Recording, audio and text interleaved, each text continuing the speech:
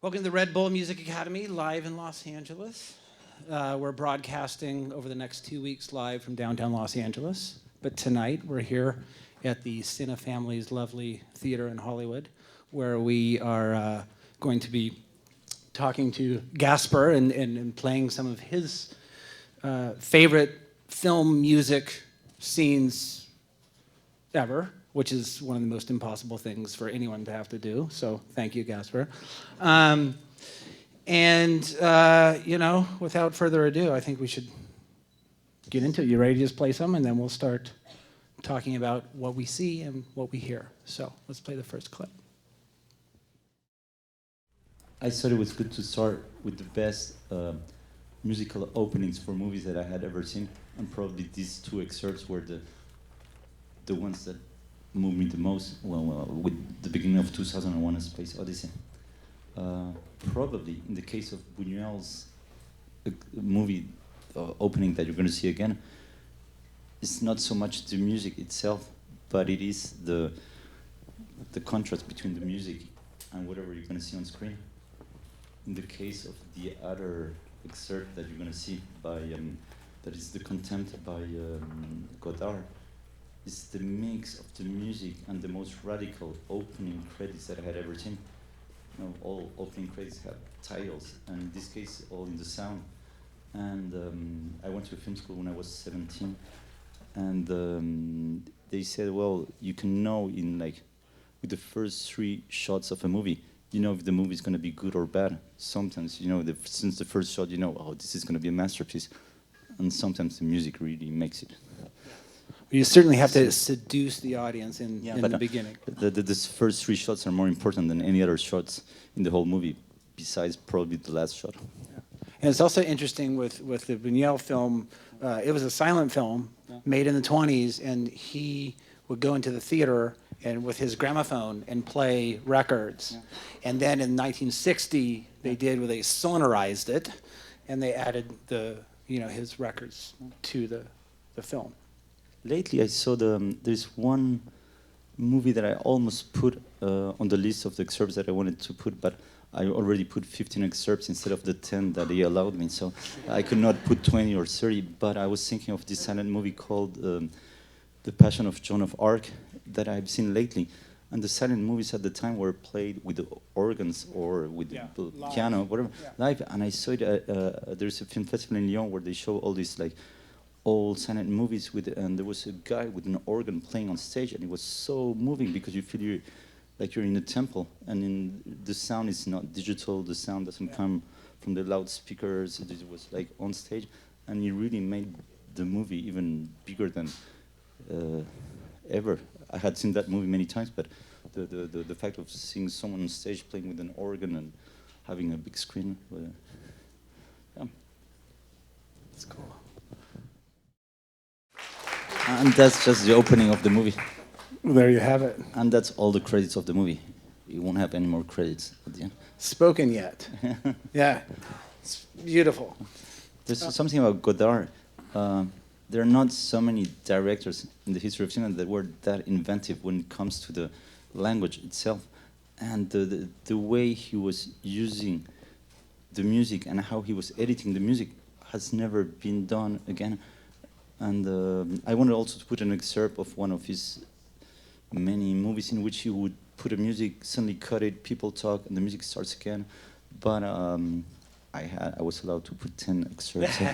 But yeah, when it comes to the music editing, he's the most inventive one. He was doing things that now people do in rap music or in mixing sounds. But yeah, he created the style of sound editing that never existed before. Mm-hmm. Yeah, it's beautiful. With Un Chien Andalou, it's a tango. Yeah. We'll use our imaginations.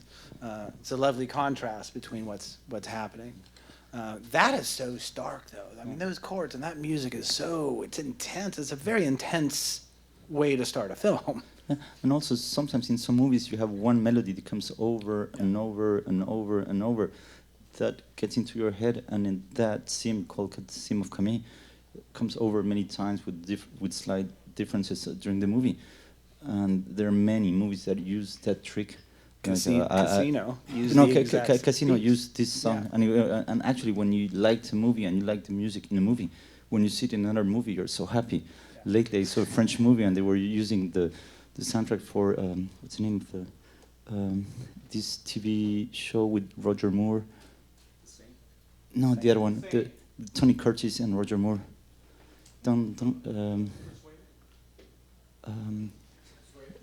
The Persuaders, yeah. So they use the music, and it's a music, it seems that you know from your childhood, and when you see it in another context, you really enjoy re-listening to it. So and they remix it, and it was weird, and they use it many times in the movie. But there are scenes that you like so much that you're happy when you see it in a different context or in an opposite context also. Yeah. Okay. Well, let's move on. Speaking of starting a movie and a piece of music, I don't know how he worked with the musicians. For example, Godard, did he show them the edit? Did he get the music and edit his image according to the music? It happens sometimes that people shoot the movie in a rush, and then they edit it in a rush, and you have to deliver the print, and the musicians are ready to make the music, but the edit is not finished, so you cannot do it to the image, but you can deliver music and see what it works, and you can extend a shot or reduce a shot to make it to the pace of the melody. I don't know how he worked. Yeah, but he know made either. it great.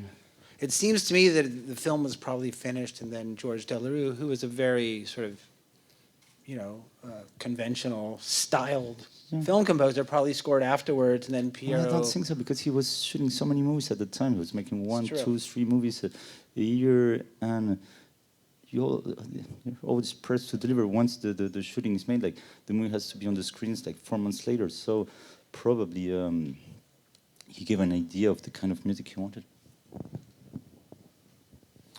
And sometimes also people have references for movies like Kubrick for 2001.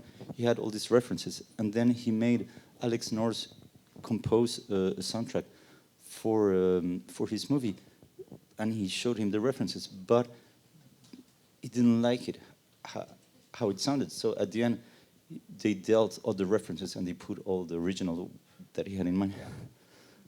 Yeah, they call that temp music. Yeah. I don't believe in the word temp music. If something works, and it works great, and go and get it. And Kubrick certainly did that. That's what I did for my last movie, Yeah. Just try, it works, you keep it, or you try to do it. Yeah. Well, and you'll see as we go through this list, there's quite a few scenes where the music sort of came first, and then was kind of edited to it. But it's interesting about Contempt or Mépris, how Scorsese took that theme and used it all over Casino. Also, I almost put another clip of Mamma Roma. Pasolini used to put music of Vivaldi or Bach on his first movies, and whether they were dealing with Jesus' life or with very poor people's life, the fact that he would put like the best classical music ever on it, it would make it like people were like sanctified by the, you say sanctified? By the melody or by the music, and sometimes it elevates something that is very close to the ground. Yeah, certainly. Well, certainly Kubrick did that. Let's move on to the next clip. And we're showing 2 clips. I was told probably don't put 2 in a row, but I said, those 2 clips, I wanted to put them in a row. They're sung by young female singers. And they're, in my childhood, maybe those are the 2 songs sung by girls who are 12 years old that touched me the most. So I guess the big difference between the 2 clips that made me dream when I was a kid, I think the voice of Judy Garland is her voice. I'm not sure. Oh yeah, Jodie it's not Foster's Jodie voice Foster's is, voice.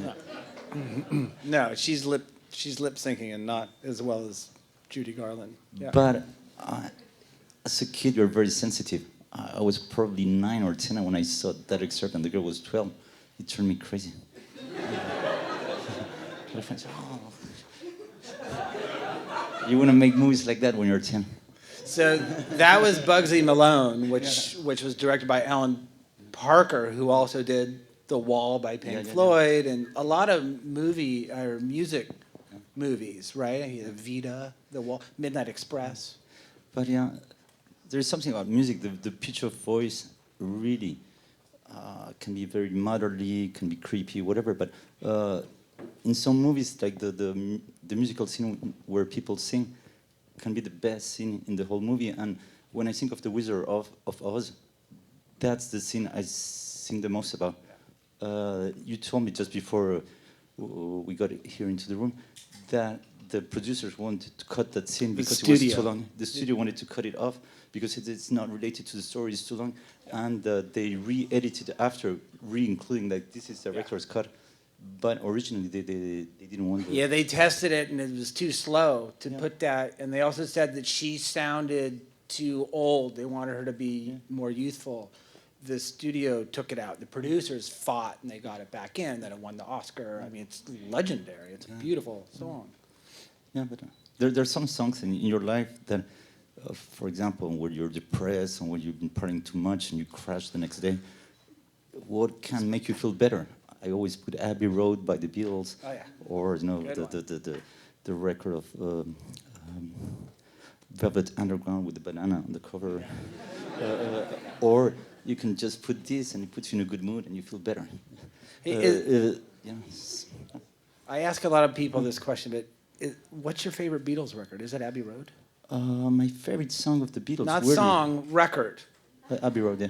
And mine too. That's great. Most people say Sgt. Pepper, the White Album, but Abbey Road. Abbey Road, best Beatles record, hands down. But my favorite song Not of the Beatles is the weirdest one. Is number 9. Oh yeah, number 9. Of course. Number. I can put it over I thought and you were over. going to say never Honey get- Pie, but we'll take number 9. Or the Revolution. Long, or the long and winding road that I wanted to put in my last movie. I wanted to put it at the end of the credits, sung by a little girl, because there was a school project for like weird kids, and the school was called Langley, so it's called the Langley School Project. And there's one version with a young 9-year-old girl singing "The Long and Winding Road," and I wanted to put it at the end of Love. And to get the rights of that song was so complicated. I went through Yoko Ono, I went through Paul McCartney, but then the prices, the people were asking just to, it was not because of Paul McCartney or Yoko Ono, it was mostly about dealing with the people who now own the rights, and it was not even a recording by the Beatles, it was a recording made with a young girl, and I couldn't put it at the end of the movie. It was made by a Canadian school. Yeah. Beautiful. Do you know the version of Desperado? Yeah, Eagle song sung by a 12-year-old girl. It's heartbreaking. You should check Don it. Henley's got nothing on this 12-year-old girl. But in that case, also the fact it's like it's young girls or young boys singing. I almost put an excerpt also of the Night of the Hunter, but the voice of a kid can be so much more touching than an adult voice. But that was definitely not Jodie Foster. What's interesting, and Gaspar didn't know this, but when I saw this list, the next clip that we're going to show. And there was another clip before, because he told me something about this clip. I didn't know. The guy who composed "My Name Is Tallulah" is Paul Williams. I had no idea. I almost put a clip of Phantom of the Paradise with Paul Williams, fucking the girl in front of the eye of the guy who's staring at them and who commits suicide. It's such a painful scene, and I love Brian De Palma. And there's another thing about Brian De Palma. We'll talk about him later. But and I had to get rid of Paul Williams fucking that girl in front of his boyfriend. And then that clip for me was another great clip, and I didn't know that he also composed for another of my favorite bands, and we're gonna show it in Serpent. Oh, check this out. I hope you've all seen this movie called Superstar. It's on YouTube, on Vimeo, everywhere, on Dailymotion. It was banned for many years because Todd Haynes, who directed it, did it without taking care of paying the music rights. It was a short film, 40 minutes long, and he didn't care about contacting the Barbie doll company. He didn't care about contacting the Carpenter family, and so he made this great film about anorexia, and it's like probably the best biopic I've seen of a singer, and it's made with Barbie dolls. And it's touching. I don't know. There are not many movies that I've seen like 15, 20 times. That's one of them. Yeah, it looks really good. Unfortunately, you can't. It's hard to sort of see in here, but it was hard. But hopefully, on internet, everything is legal now. Yeah, you can see it. Everything. You can see it, but it's a shame it hasn't music rights anymore. It's like, it's really a shame it hasn't been properly released because it's an amazing film. It's full of incredible music too. There's Gilbert O'Sullivan. I mean, it's something else, but nice one. And I like also, I don't know who did that like weird, creepy sound. The score, yeah. Once she collapses, it's like. Will you show other clips of music that create the inner mood of the mind? Yeah, there's score. I don't know who did it. The whole movie has some of the creepiest synthy stuff. But, Todd Haynes went on to do the movie Safe, and of course, Carol and a whole bunch of movies. But Safe has got a beautiful synth score. So this guy has taste. But it's very weird to learn that it was the same guy who composed the two music. I just learned it. I think he built all the little sets, little miniature things and stuff, X-Lax boxes and things. Wow, superstar. Okay, let's move on to our next clip, which is also like a popular song, put in a different context. It's very nice when in a movie you have like something very soft to your ears, while you have something very hard to your eyes, because it makes things contrast. More acceptable. You like contrast. We're seeing that. And here's one of my favorite directors ever, and one of his best scenes ever. Kenneth Anger. Yeah. Long life to Kenneth Anger. That is Scorpio Rising from 1964, short film. There's no dialogue in the whole movie. It's just pop songs. And I'd really love to know how they licensed those songs. I have no idea. I guess he didn't care about probably didn't. Because it was shown in underground festivals, underground context. So I don't think he ever licensed the rights to use the Wild One with the Marlon Brando or those images of like the Christian movie with them. And there's like Elvis Presley and Ray Charles. The Wipeout is in the movie. Yeah, but the 50s and the 60s were another age. People were not chasing you to. That was one of the first to do that I know of, and I know that Martin Scorsese got so much from that. You can tell that both Martin Scorsese and David Lynch were very inspired by his use of music, because when you see The Big Shave, certainly The Big Shave, that was one of the first shorts by Scorsese, seems like a son of, like a movie made by a son of Kenneth Anger in that way. He invented something that people call like the music video or the MTV style, because the song would occupy all the sound. And the editing to the song is really kind of amazing, considering he wasn't doing it on a computer with Pro Tools. And if I'm not wrong, that's one of the rare moments in the movie where he adds something to the music, because the pig screams are really scary, and he just like permitted himself to play with the music also. Yeah, that's also a thing. But when you deal with music rights, you always have to tell if you're changing the sound mix, if you're adding something, and sometimes it's complicated because you want to mix two musics, and they tell you no. If you put the music, you cannot mix it with another one. And on the editing room, you say, oh, it sounds much better when I put this rap music or this pop music mixed with the classic music, and it makes sense. But then they say, and also if you then tell the TV that you have like 100 minutes of music for a 70 minutes movie, they will tell you you're wrong. Say no, because we put two musics at the same time. It happened to me on Enter the Void. I had the music track was much longer than the movie itself. Yeah. That's okay. You can do that. Yeah, you can. But you have to tell. And sometimes you refuse because you say, well, I'm going to mix that music with another one. They say, no. Our artists. Yeah, right. They never contact the artist, but they just decide for the artist that you shouldn't mix it with something else. Yeah, not everybody's gonna approve of you taking their song and putting something over it, like pig squeals and things. But you can do it. I mean, you can put songs on top of each other, and you know this. You've done it. The good thing now is that the editing in an Avid system or wherever in a computer is very easy, and you can try everything. Then can you negotiate it or not? But you can try it. Yeah, I mean, I've had cues in movies where there's 3 cues in the same scene. Yeah. You just have to put them on the cue sheet. It looks really ridiculous, but you can layer things and do things as long as you get approval. Yeah. But also in Scorpio Rising, at a point you can listen to Blue Velvet, the song that's also in the movie by David Lynch. But then when you see David Lynch movie, you think of Scorpio Rising. Like there is a connection between the movies that use the same songs. Yeah, he borrowed it for sure. Probably. For sure. Oh no, he did. He did. I have to say that with Kenneth Anger's films, when I was in San Francisco, kind of growing up, those VHS films played in all the clubs, but without the music. It was the music of the club, you know, because they're so visually interesting, and the editing is so musical. Like the way he cut is so musical, and good stuff. Okay. Now we're going to move on to something that... It's very different. There's another excerpt that I sort of put in, but I already wanted to put the Contempt. There is a movie by Godard called A Woman is a Woman. And at a point you have Belmondo and Anna Karina.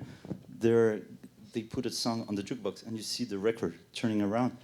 And you can listen to the whole song. And you see the record turning around. You see where they're staring at a photo. And they're watching, and when you stop the story, and you put a music on or a song on, you can really pay attention to what the music is saying.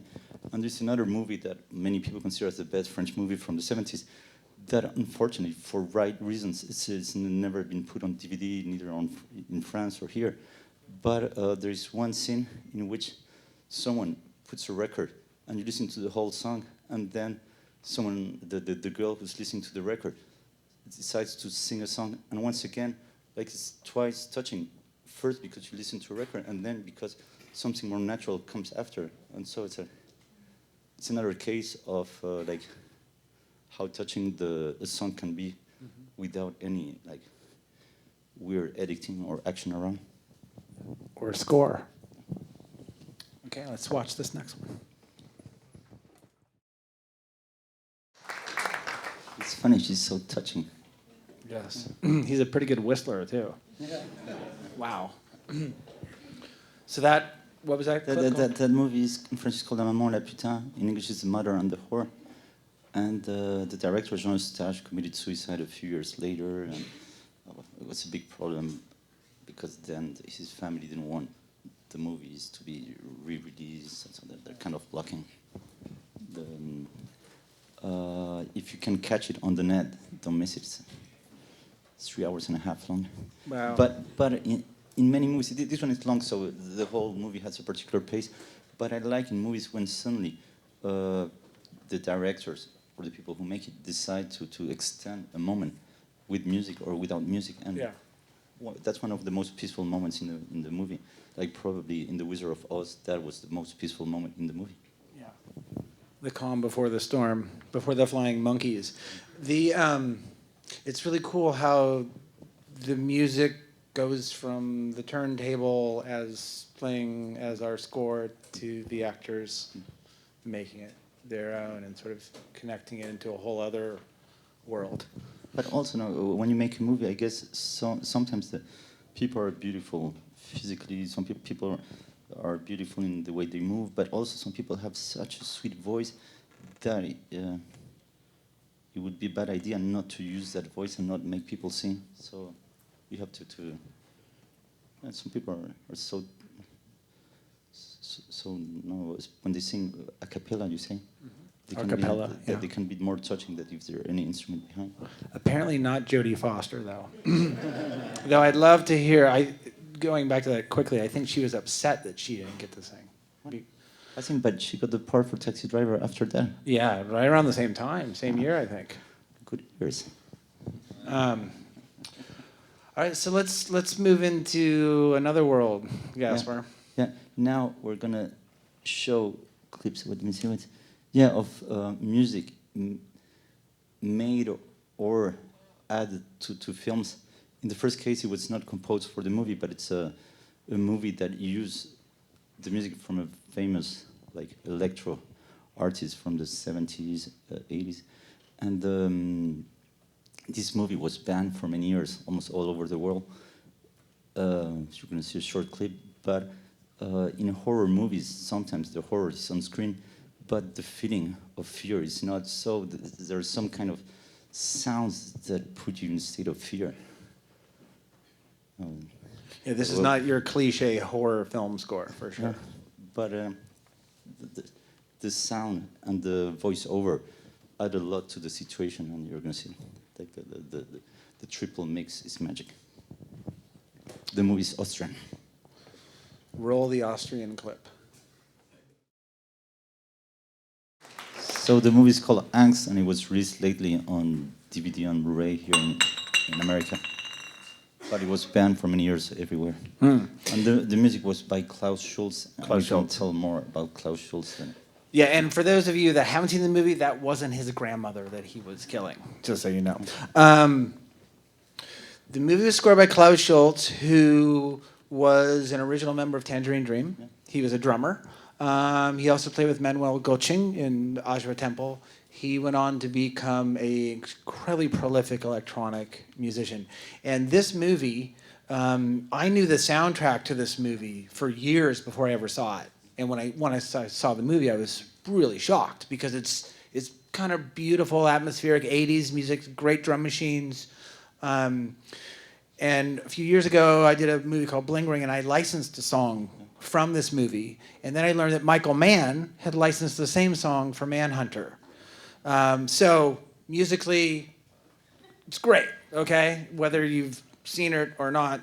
But musically, what's going on there is so complex, and it's beautiful, it's emotional with his voiceover.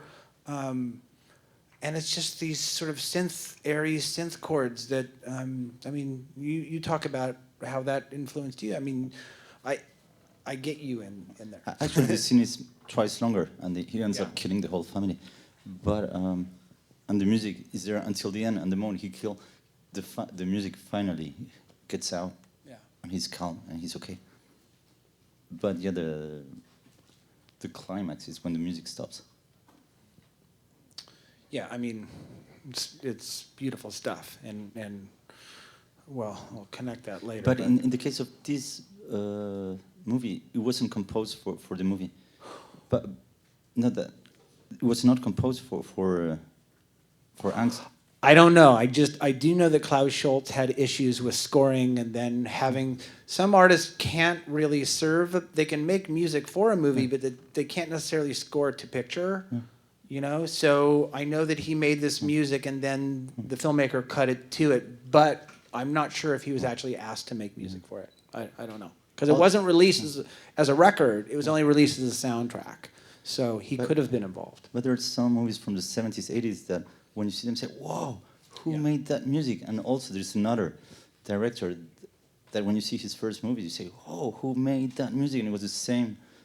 It was the director himself who made the music. Was John Carpenter. And for example, when you see Assault on Precinct 13, that music turned me crazy. And the movie started with that main theme, and you already like the movie. And I don't know how he allowed me to use that music for one scene in Love. I was really happy when I learned that I could put it. But the movie is already good before it even starts. Yeah. Especially who was in advance of his time with like his synthesizer. Yeah, and that was even earlier. Carpenter was doing it before this. This is like 84. And I remember being with girls when I was a teenager and later, who were so afraid of like mind possession that of The Exorcist. I know it was a very female thing. I never heard a guy being afraid of the music of The Exorcist because it would remind him of the possession of the young girl. But there are so many girls that whenever the music of The Exorcist was played somewhere, they would run away. And so like the music added to the Well, yeah, the and fear. and that music wasn't made for The Exorcist. It was all needle drops. Tubular Bells, was it? Michael Oldfield, yeah. I heard that when the score was delivered for The Exorcist, the guy threw the score out the window and ran downstairs and jumped up and down on it and hated it so much and replaced it with Michael Oldfield's music. You ever done that? No. And the next clip is one of my favorite music soundtracks of these last years. I cannot imagine now that I've seen the movie without seeing that it's got many variations. I cannot imagine the movie without that music because it's like, I don't know, it's... Well, in this clip, the music was made for the movie, and it's perfect. You can really tell. And we're going to move into something a little more contemporary. And I didn't know this musician before this movie was released. This is her first score, so sometimes the first score is the best. Many cases of that. So let's take a look at the next clip. That was Mika Levi's score to Under the Skin, which came out, 2 years ago, maybe? And she has a band called Mika and the Shapes, who are a very interesting band as well. And that was her first score. And the viola, the use of the sampler, I mean, I think it's one of the best scores of the last 10 years. Yeah. I agree.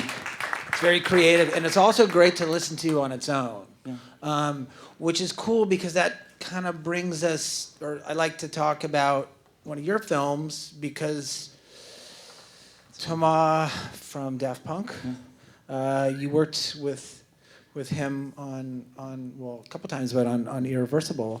Yeah, mostly on Irreversible, but also on Enter the Void. I never had anybody composing music because I was always afraid that it would not work and I would make people lose time. So I like better editing the movie and trying songs, pre-existing songs or music that people propose me and you just try. But when I was preparing Irreversible, the whole project happened very quickly. We shot the whole movie with 3 pages script. Everything was improvised and the music was improvised also, but there was one scene in the movie in which people are dancing. I said, I don't want to have people dancing and not knowing what the music is going to be. And among the electro bands from that year, we shot the movie in 2001. I would say the first record of Daft Punk was the one I was listening the most Homework, to. yeah. And also Thomas Bangalter, one of the 2 members of Daft Punk, he had released a record on his own, and there were some musics that were easier to negotiate with him because they were not inside a big publishing company. So I said, oh, did you think we can use your very fast electro melodies on my movie? And he said, oh, of course. So I used them during the party scene. And then he said, well, if you need anything else for your movie, just let me know. So people were dancing on the real music. And you can tell that they're dancing on the real music. And there were 3 different songs because it was a long take, like an 8 minutes take. So it was 3 pieces in one scene. And then he came to the editing room, and he said, "Oh, can I do something else for you?" But because the movie also was made of like 13 scenes, 13 master shots, he could feel the mood of the scene. He could take the length, and he very quickly composed many tracks for the movie. And when I tried them, he didn't know for which scene they would work, but when I tried them, they were working perfectly to many different scenes. So I ended up working with Thomas Bangalter, and I'm so happy that he did. Some of them sound a little bit like John Carpenter. Some other ones sound far more experimental, like the one at the beginning in the gay club. And also at the end of the movie, I wanted to put some like classic music to elevate the movie. Like many directors do, they put Bach or Beethoven. I put Beethoven. And then, but I thought it was like maybe too classical. So we ended up finding like a twist and turning it to something different. Also, when I shot Irreversible, actually I was not thinking of shooting that movie. I really wanted to do Enter the Void, which was an experimental big budget movie, or a big budget movie with experimental scenes in it. But I was very inspired by 2001. And I said, well, how can I end this movie announcing that my next movie is going to be trippy? So I said, well, can we do something that reminds of the last scene of 2001, Beyond Jupiter and the Infinite, with that. I think it's Janus. No, that's what's Lux Eterna. Ligeti. Ligeti. Lux Eterna, and you see all these images. But when I saw that movie, that was my first drug trip ever. I was with my mother and my father, and it was legal, and I was in cinema, but I really felt I was drugged. And I said, well, it would be great if we can end up this movie in a trippy way that would announce the next movie if it ever happens. How you were foreshadowing your next film. Yeah, and cool. yeah, so we did some weird effects with Thomas, and so the first part is Beethoven, the last part is like something weird we did. So Thomas did score your movie. Yeah, and then the truth is did you cut around with some stuff that he gave you as but, well, or so, he worked some pieces were great, but they were longer than the scene itself. So if you want to listen to the music more properly, you have to buy the CD. Yeah, because there's one or two scenes that are 1 minute long or 2 minutes long, and the soundtrack, it's it's a the proper song record. itself is 3 minutes, 4 minutes long. Yeah. It's over talented, and he's so nice to work with. Yeah, nice guy. Nice guy. Like the most talented people, they are also so humble. French. Yeah. French are not humble. French are French. So here, sticking with, there's our next clip. So I think we use many different sounds for the last part. I think there's some reverse music. We use a projector sound, Super 8 projector sound, and some inverse And sounds. before that, the sprinkler, right? You have Beethoven's 7th Symphony. Yeah. One of the pieces Beethoven really liked. Yeah. And the sprinkler comes in, and then your stroby, trippy stuff at the end. Sound designy. And actually, that scene initially was much, much longer. But my distributors, People started producer, falling, sales agent, freaked out. They said the movie's going to be banned because people are going to have epileptic seizures. Can you reduce it? And I said, what's the legal timing for strobe lights in clubs? And they said, we know, check it, because I think it would be good if it lasts for 3 minutes. But I had to reduce it to 1 minute and have something like that. Sometimes you have to make a deal with the producers. That's the only deal I made with them. But yeah, because actually, I thought it probably would happen. Yeah. And some people fainted during the rape scene. Some people walked out, many. But hopefully no one had an epileptic seizure at the end. Oh, yeah. If one day you want to try drugs that are legal, get 2 small stroboscopes and put them in the different place on the different eyes. After 10 minutes, you don't know where you are, how much time you've been spending there. It really turns your brain into a weird place. Try being a drummer and being on stage and having to play to that every night. The other funny thing about some people that they came to me and said, "Oh, were you inspired by John Borman for Irreversible?" I say, well, yeah, I was inspired by the rape in Deliverance. No, by Zardos. And I didn't remember when the movie was released that he used the same 7th Symphony for the end of Zardos. But Great minds think alike. He had good taste. Yes. Lovely. Very nice.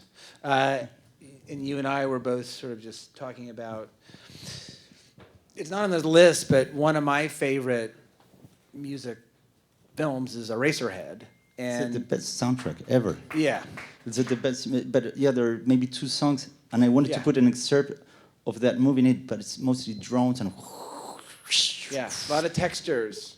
But you remember more the soundtrack than you remember the movie, or you remember them both. But whenever it was released on CD, I bought it. I'd offered to some friends, and it's the most perfect soundtrack I ever heard.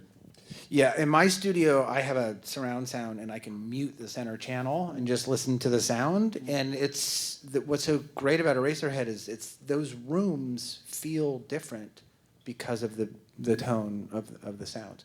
But I think he spent like 4 years doing that, like in his bathtub and also the sounds are so organic. They're all organic. I mean, it's all organic sounds made together. Yeah. When it comes to when you think, what's the soundtrack of any movie you've seen in your life? Which one is the one that sticks the most to your mind? That would be Eraserhead. But, yeah. So So for the movie I did after Enter the Void, I said, well, can I do something that would be a mix of Eraserhead, of like the Ligeti at the end of 2001? What can I do? Can I put many different musics at the same time? Also, when you're tripping out and the movie's about someone who's dying and gets confused in his mind, so he dreams he comes out of his body. Of course, he never comes out of his body. He's just dreaming that maybe it's gonna happen. And when you fall asleep, when you're wasted, whatever, sometimes the sounds get weird, especially when you're wasted. Or when you have a car crash, no, the sounds, there are hallucinatory sound mixes that can reproduce what's going on inside your head. And I tried to do something like that in my trippy movie, Enter the Void. But someone else did it much better in a documentary. with a similar title, too. Yes, so instead of showing any clip of Enter the Void, we're going to show a small excerpt about someone who's falling from a mountain and who is ready to die. And when he's ready to die, he has this like music coming into his head, and it's called Touching the Void. The sound editor or the sound mixer of that scene is a genius. Yes, yes. I wish I had scenes that well mixed in my movies. Oh, you're doing fine. You're doing fine. Trust me. You know, they say that if you have a song stuck in your head, the way to get it out is to listen to it from start to finish. So that guy probably never heard that whole song. Yeah, it's painful when you get a music in your head that you don't like. I know. A sonic memory that just eats at you. I don't know if it happens to you, but sometimes people invite you to a restaurant. Are you happy to meet your friends? But the music's so loud and the music is so bad that you just say, let's escape. What's the problem? We did not, let's escape.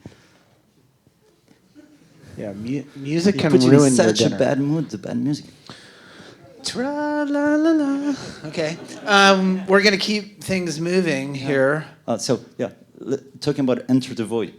Before doing Enter the Void, besides some references that I had, like 2001: A Space Odyssey or Eraserhead or some like experimental music from the 70s, I also wanted to show this like ghost floating over his sister, who was a stripper.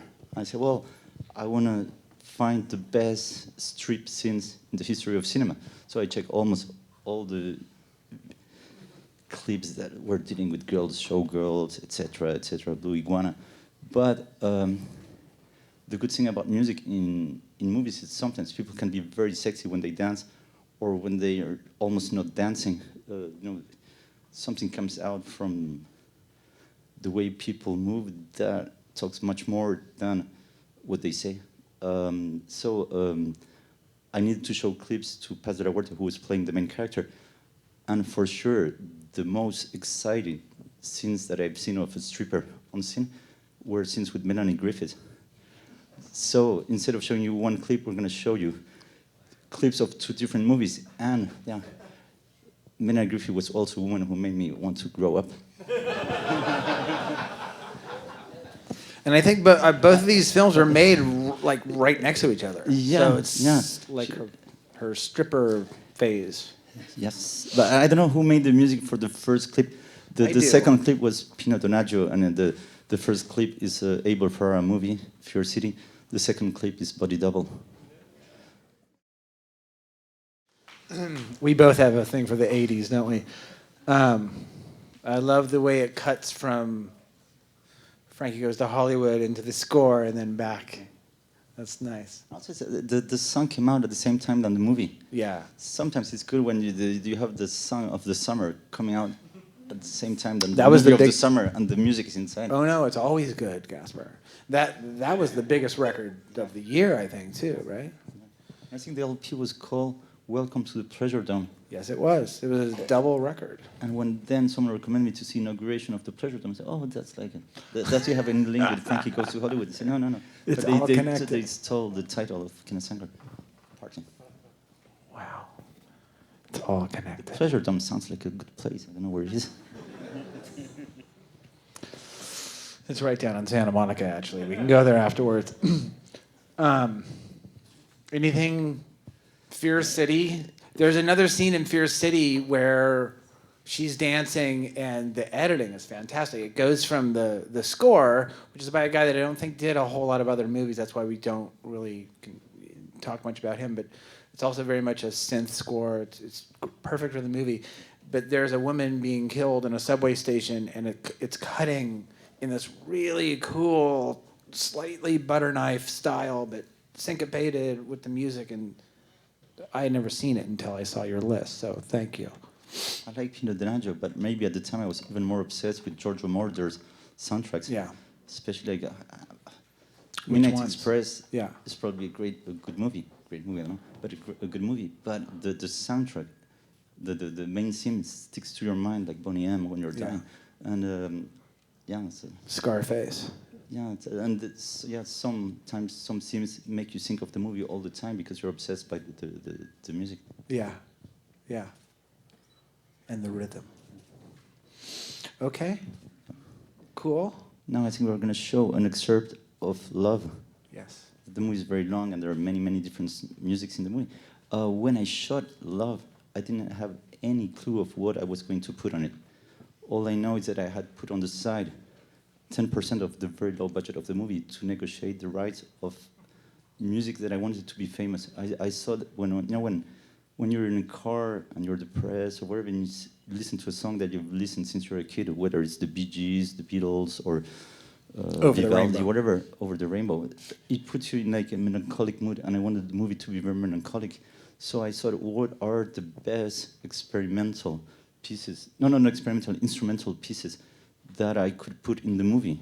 Of course, many of them were coming from England or America, so they're much harder to negotiate because they're more expensive.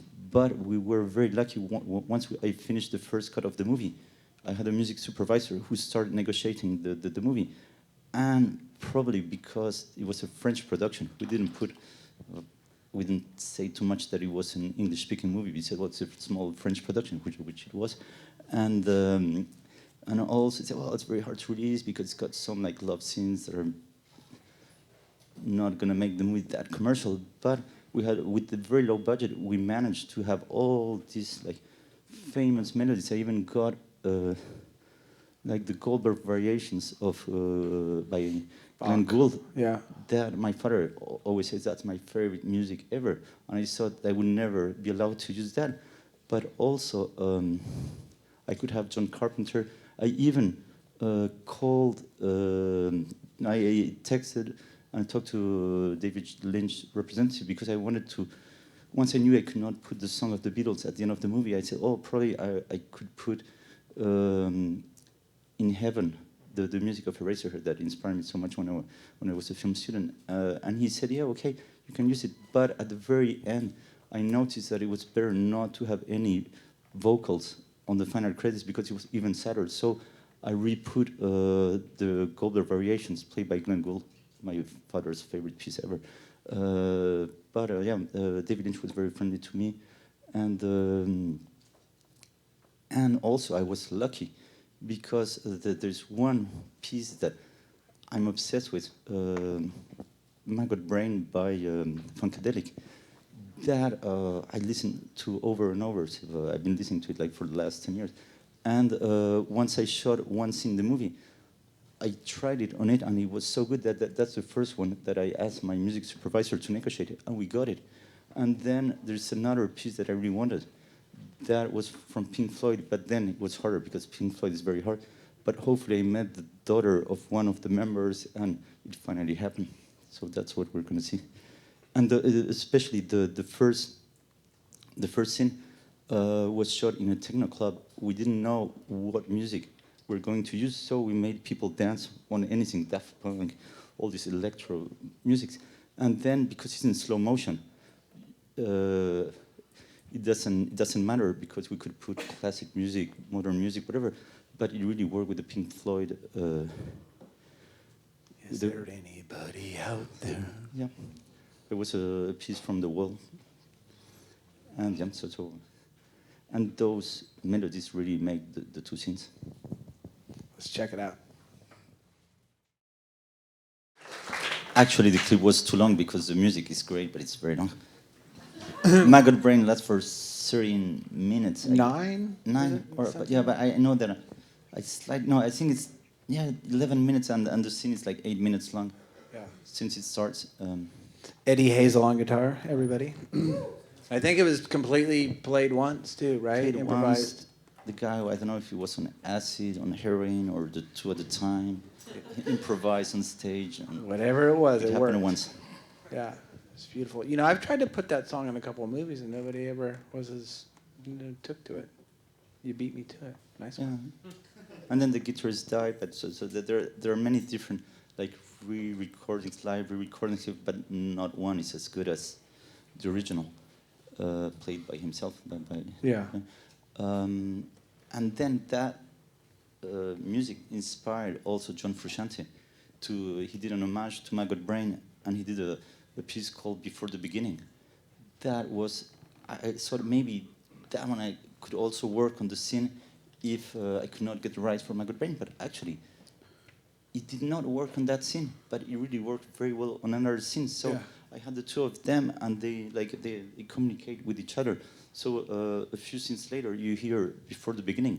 That's another masterpiece of like guitar impro, and I had friends in common with John Frusciante. I called him, and he agreed to let me use that song in another one, and I'm so happy at the end. Yeah. It worked out really nicely. I had the most melancholic soundtrack I could ever dream of. Yeah, and you got Pink Floyd in there. Yeah. That's not an easy thing to do. John Carpenter. Well, I know. Pink Floyd. But I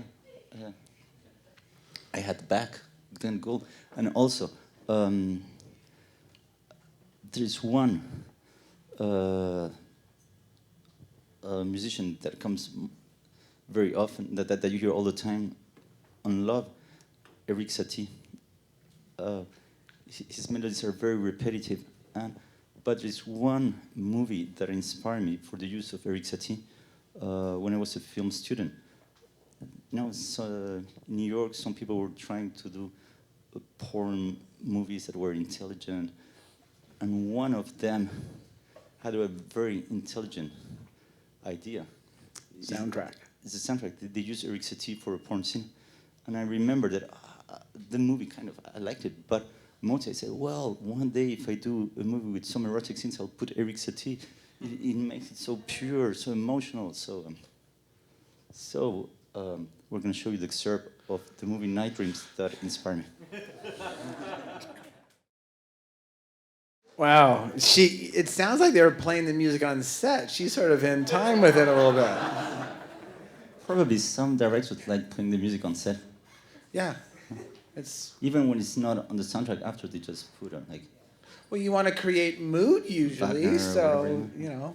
Satie, wow. You know, I've licensed that song too, but for a very different kind of scene. I'm sure that at the time they didn't license it at all. Well, no, and I was telling you that music, when I licensed it a few years ago, it had just come into the public domain. So you can now license Eric Satie's music for a fraction of what it would cost you before. There was a wartime, during the war, they put a pause on copyrights. So it's been a little over 100 years with the wartime pause. So, also sometimes it's weird. Sometimes some musicians who are still alive, they have the moral right to refuse you to use their music in a context. And for example, when I was coming to the final mix of Love, I wanted to use in one particular scene the music of Cannibal Holocaust. That is very sweet. It's a very violent movie with cannibals eating everybody. It's a great score. And the music is very sweet, so I wanted to put it in a scene in which a cop is trying to convince a couple to go to a swingers club, and we contact the people who had the rights, and actually the musician was alive, and when he learned that I wanted to put his music, in an erotic movie. He said, totally refuse. That the music was in Cannibal Holocaust, but he said, no, like, I don't want to hear my soundtrack in an erotic movie, or so, well, maybe. Wow. So I had to replace it by something else.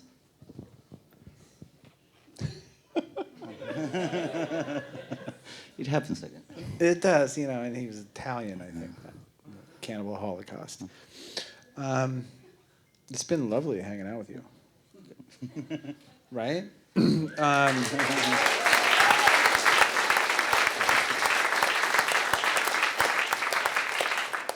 We could probably do this all night long and go real deep and dark and yeah. But we're going to have to wrap it up, and we thought you want to? No, we'll just show a last excerpt. We'll be gone when it's over. But it's an excerpt of a movie of someone who died a few days ago. And it's one of the best endings in the history of cinema, mainly because people sing a song that makes the whole movie become even bigger at the last moment. I'm sure you recognize the movie, you recognize the actors and the director. Definitely. But and it's I an think end that makes you cry because of what people sing. it's a nice way to end our show. So thank you all for coming.